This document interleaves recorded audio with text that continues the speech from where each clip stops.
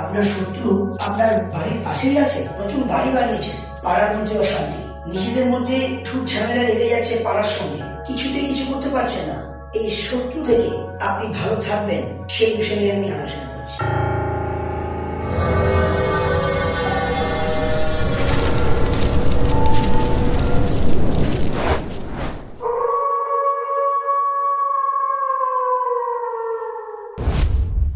নমস্কার, আমি আচার্য দেবজিৎ।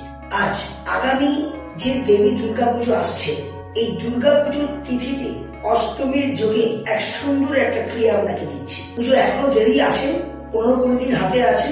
আপনি কি করবেন? আপনি কুমোর মানে যেখানে মাটির কিছু জিনিসপত্র তৈরি হয়, সেখানে কিছু পশু পাখি তৈরি হয়, সেখান থেকে মাটির একটি ছোট্ট সিংহ কিনে নিয়ে আসবেন। কবে কিনে নিয়ে আসবেন? দুর্গাপুজোর কিছুদিন আগে কিনে নিয়ে আসার পর বাড়ির যে কোনো একটা স্থানে রাখবেন।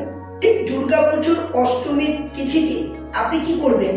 ফুল, মালা, মিষ্টি, ধূপ, আলতা, সিঁদুর, মায়ের একটা শাড়ি মানে বস্ত্র আপনি নিয়ে, আর সাথে ভুলে যাবেন না সিংহটি নিয়ে যাবেন। কবে? অষ্টমীর তিথিতে।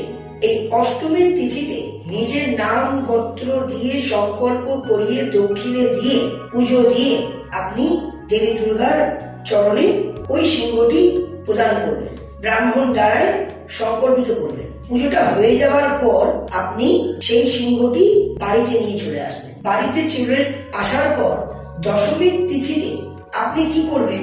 আপনার বাড়ির যে মুখ্য দুয়ার মানে মেন সদর দরজা, ইংলিশে বলে মেন এন্ট্রেন্স, এই দরজার মুখে মানে যখন প্রবেশে আসছে ঠিক এইভাবে সিংহর মুখটা থাকবে। মানে সদর দরজায় মেন ফটকে ঢুকছে আর আপনার সিংহর মুখটা এইভাবে আছে। এইভাবে আপনি এই সিংহটি বাড়ির মেন সদর দরজায় লাগিয়ে রাখুন। আশেপাশে যত নেগেটিভ মানুষ আপনার উপরে যে শত্রু করছে, শত্রুর জায়গায় যে আপনি জর্জরিত, এই শত্রু থেকে আপনি অনেক রিলিফ পাবেন। এই ক্রিয়া অষ্টমীর তিথিতে করুন, আপনারা অনেক ভালো থাকবেন। তাই এইরকম ক্রিয়া, কৃষি টোটকা যদি পেতে চান, অ্যাস্ট্রো দিদির চ্যানেলে সরাসরি আপনি আমার ভিডিও দেখতে পারেন। নাম্বার 990385445858282939। সকলে ভালো থাকবেন। জয় মা।